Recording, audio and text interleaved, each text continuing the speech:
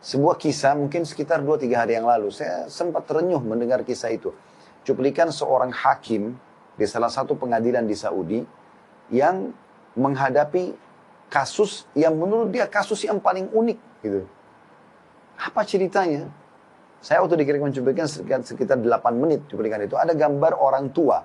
Ada seorang ibu tua sekali, sudah keriput semua mukanya. Ada juga 2 laki-laki sudah tua di kanannya, di kanan gambar itu ya.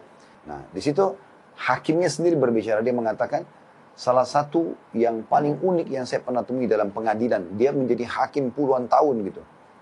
Dia bilang datang seorang yang menurut saya sudah tua. Waktu itu lebih tua daripada si hakim. Umurnya 60 tahun. Sudah sangat tua. Jenggotnya sudah putih. Datang. Ya, kemudian mendekat kepada hakim. Masuk di pengadilan. Lalu dia mengatakan, saya punya keluhan hakim. Kata hakim, apa keluhanmu? Dia bilang, keluhanku aku mengeluhkan saudaraku. Kakakku. Kata hakim, awalnya saya berpikir. Umur 60 tahun. Mau mengeluhkan kakaknya. Masalah apa ini? Gitu. Sudah sangat tua gitu. Orang bertengkar mungkin antara 20 tahun sama 30 tahun, 40 tahun. Mungkin masih kadang-kadang masih terjadi. Ini 60 tahun. Berarti kakaknya lebih tua. Kata hakim, berapa umur kakakmu? Dia bilang 65 tahun. Apa permasalahan kalian? Kata dia, ceritanya adalah saya menjadi tentara selama 30 tahun di daerah Tabuk. Tabuk cukup jauh. Di pinggiran Madinah, di pinggiran Saudi, perbatasan. 30 tahun. Dan saya memiliki seorang ibu yang tua. Ibu ini saya titipkan atau dijaga oleh kakak saya yang 65 tahun yang sedang saya keluhkan itu. Kata hakim, lalu apa yang kau keluhkan? Kakakmu menjaga ibumu dan kau pun menjadi askar. Kata dia, iya, ceritanya adalah selama 30 tahun itu saya selalu membagi gaji saya. Setengahnya saya pakai untuk kebutuhan, setengahnya saya berikan untuk kakak saya dan ibu saya. Selama 30 tahun dia bilang. Saya pun kebanyakan menghabiskan waktu di wilayah sana. Sekarang saya sudah pensiun. Lalu saya datang, ketemu dengan kakak saya dan ibu saya. Dan saya bilang sama kakak saya, sudah 30 tahun kamu berbakti sama ibu kita. Dan saya sekarang minta mohon kepada kamu agar memberikan kesempatan kepada saya berbakti sama ibu sebagaimana kau sudah berbakti. Saya cuma minta ibu ini pindah ke rumah saya sekarang.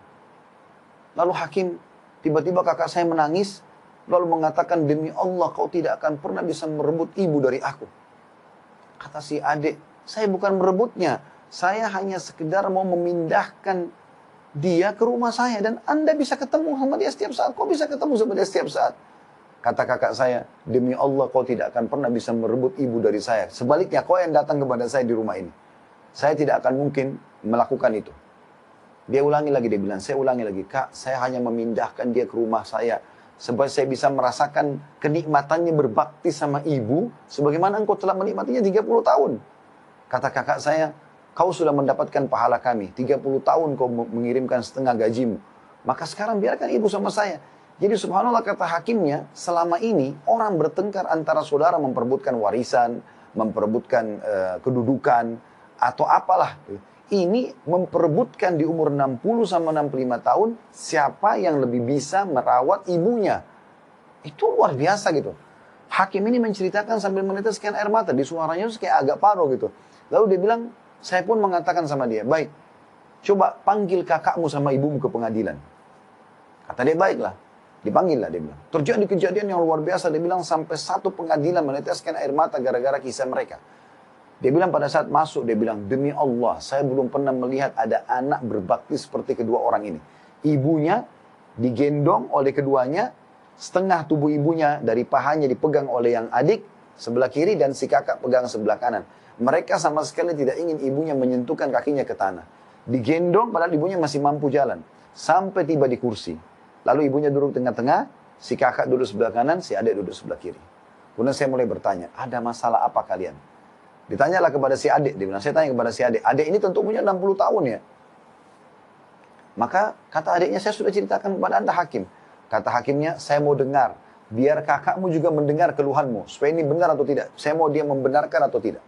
Diceritakanlah kembali ceritanya. Kemudian hakim bertanya kepada si kakak. Bagaimana menurut kamu? Kata si kakak, benar apa yang dikatakan oleh dia. Dia membantu kami 30 tahun. Dan ibu adalah tinggal bersama dengan saya. Namun demi Allah wahai hakim, saya tidak akan pernah melepaskan ibu saya untuk tinggal sama dia. Dia boleh datang silakan. Tapi saya tidak mau kehilangan peluang ini. Gitu ya. Dan saya sudah membahasakan kepada adik saya, demi Allah kau hanya bisa memindahkan ibu ke rumahmu kalau melalui pintu mahkamah, pengadilan. Oleh karena itu dia datang kepada Anda. Kata hakim, saya belum pernah menghadapi masalah seperti ini. Bagaimana memecahkan masalah antara dua anak yang beributkan ibunya. Lalu saya balik kepada ibunya, saya mengatakan, ibu, tengahi di antara mereka. Kata ibunya, saya nggak bisa wahai anakku. Dia bilang kepada hakim anak, karena ibunya juga sudah tua, 80 tahun lebih malah umur ibunya. Yang ini ditunjuk si kakak, mata sebelah kanan saya. Yang ini si adik, mata sebelah kiri saya. Dua-duanya ini berbakti sama saya. Saya tidak tahu harus menengahi mereka bagaimana. Maka saya pun berkata kepada si kakak, kalau saya melihat kasusnya, seharusnya memang adikmu punya hak. Dan kau bisa datang ke rumahnya. Dia punya hak untuk dibagi waktu sekarang.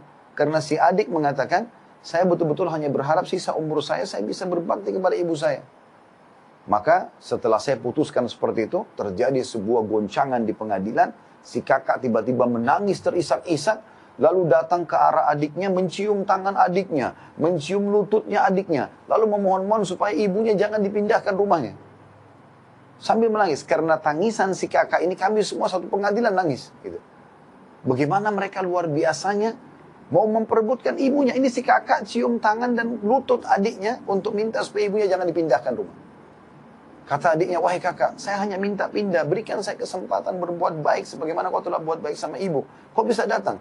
Setelah dia tahu adiknya tidak mau lagi melepas kesempatan itu, maka dia pun berkata kepada hakim, wahai hakim, saya akan menerima ini, tapi dengan syarat satu.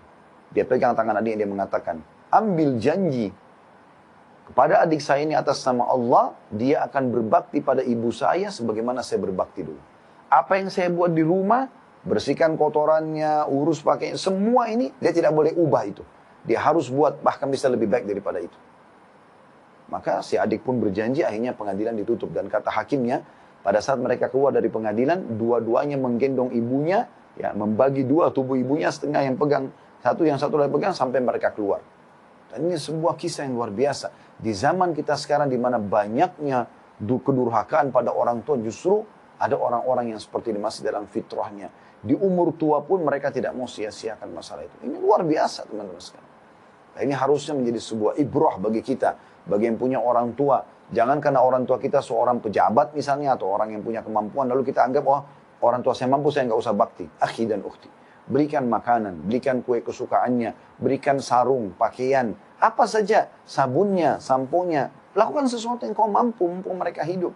Pada saat mereka meninggal, peluangmu akan lebih kecil, walaupun bisa dengan mendoakan, menziarahi kuburnya, dengan bersedekah buat mereka. Tapi semasa hidup kau bisa mendapatkan ekstra dengan cara mencium tangannya, datang duduk memenuhi hajatnya, ngobrol-ngobrol saja, apa saja. Ringankan kesedihan mereka, gembirakan hati mereka. Karena orang tua itu teman-teman dengan kita datang saja sudah sangat gembira.